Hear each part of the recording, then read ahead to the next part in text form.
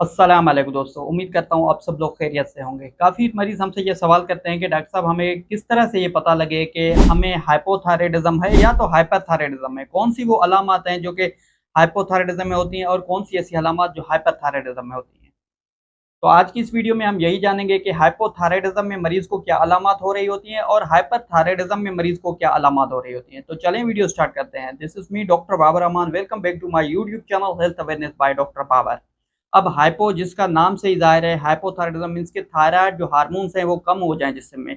अब अगर किसी भी इंसान के जो थायराइड हार्मोन्स हैं जिस्म में कम हो जाएँगे, तो ये जो थायराइड हार्मोन्स इनका ख़ास रोल होता है इंसान के मेटाबॉलिज्म में। अब ये मोटे मेटाबॉलिज्म क्या है, ये मैंने हाइपोथायरायडिज्म और हाइपरथायरायडिज्म वाले वीडियो में एक डिटेल में एक्सप्लेन किया हुआ है। अगर आप लोगों ने मेटाबॉलिज्म के बारे में जानना है तो आप वो वीडियो देख सकते हैं।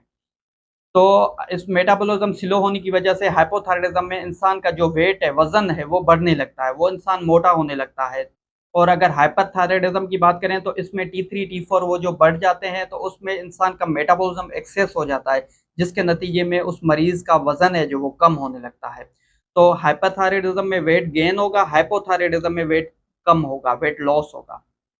इसके अलावा स्लो मेटाबॉलिज्म होने की वजह से हाइपोथायरायडिज्म वाले मरीजों में हमेशा कॉन्स्टिपेशन रहती है, यानी कि इन मरीजों को हमेशा कब्ज रहती है। और दूसरी तरफ अगर हाइपर की बात करें तो इन लोगों में डायरिया देखने को मिलता है। ज़्यादातर इन लोगों में डायरिया होता है क्योंकि इनका जो मेटाबॉलिज्म है वो बहुत ही ज़्यादा फास्ट होता है। इसके अलावा हाइपोथायरायडिज्म वाले मरीजों में कोल्ड इंटॉलरेंस होती है, यानी कि उनको सर्दी बहुत ही ज़्यादा लगती है। अगर थोड़ी भी सर्दी हो जाए उनसे बर्दाश्त नहीं होती। और दूसरी तरफ जो हाइपरथायरायडिज्म वाले मरीज़ हैं, इनको गर्मी ज़्यादा लगती है, इनमें हीट इंटॉलरेंस होती है, ये ज़्यादा गर्मी बर्दाश्त नहीं कर पाते। इसके अलावा हाइपोथायरायडिज्म वाले मरीज़ों की जो स्किन है, वो बिल्कुल ड्राई हो जाती है, हाथ खुश्क हो जाते हैं, जिस्म खुश्क हो जाता है। दूसरी तरफ जो हाइपरथायरायडिज्म वाले मरीज़ हैं, इनके जो हाथ हैं, वो स्वेटी होते हैं, जिस्म में भी हमेशा पसीना होता है, इनको बहुत ही ज़्यादा पसीने आते हैं। और जो हाइपोथायरायडिज्म वाले मरीज़ हैं, इनमें ब्रेन फॉग होता है, यानी कि इनकी जो मेमोरी है, वो बिल्कुल कमज़ोर पड़ जाती है। इनके ख़्यालात जो हैं, वो इनको ठीक से नहीं आते, इनमें ब्रेन फॉग हो जाता है। और दूसरी तरफ अगर हाइपरथायरायडिज्म की बात करें, तो इनमें मरीज़ों की आइज़ की बल्जिंग हो जाती है। आइज़ जो आई बॉल है, वो बड़ा हो जाता है और बिल्कुल बाहर की तरफ निकल आता है, जिस तरह आप इस पिक्चर में देख सकते हैं।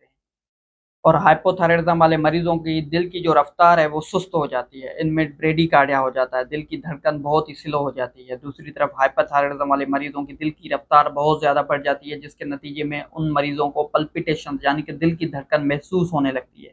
हाइपोथायरायडिज्म में किसी किस्म के ट्रिमर्स नहीं होते, यानी कि हाथ नहीं काँपते, लेकिन हाइपरथायरायडिज्म वाले मरीज़ों के हाथ जो वो बहुत ही ज़्यादा काँपते हैं। इन लोगों को इंटेंशनल ट्रिमर्स होते हैं, ये हर हमेशा काँपते रहते हैं।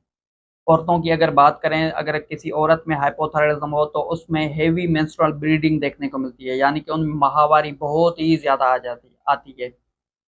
और अगर दूसरी तरफ हाइपरथायरायडिज्म की बात करें तो हाइपरथायरायडिज्म में माहवारी जो है इरेगुलर हो जाती है, यानी कि जो टाइम ड्यूरेशन है उनका जो पैटर्न वो ख़राब हो जाता है। माहवारी कभी 28 दिनों में आती है, कभी 20 दिनों में, कभी 40 दिनों में, तो उसका जो पैटर्न है वो ख़राब हो जाता है।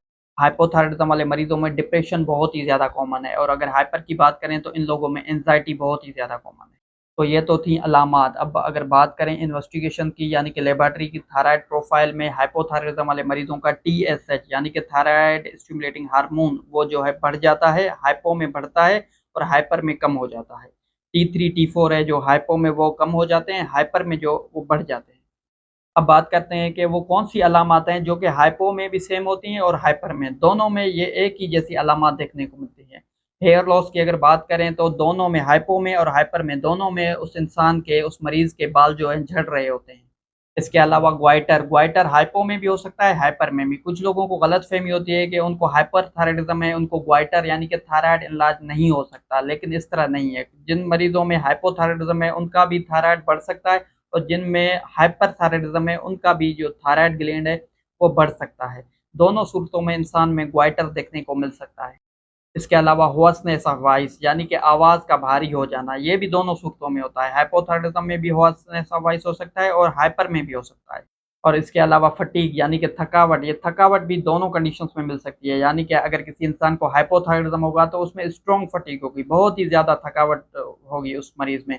लेकिन अगर हाइपर होगा तो उसमें फटीग तो होती है, लेकिन उसकी शिद्दत कम होती है एज़ कम्पैरेटिव टू हाइपोथायरायडिज़्म। तो उम्मीद करता हूँ आज की इस वीडियो से काफ़ी कुछ सीखने को मिला होगा। अगर आपको मेरी वीडियोज़ पसंद आ रही हैं तो काइंडली डू शेयर, कमेंट और click on the bell icon.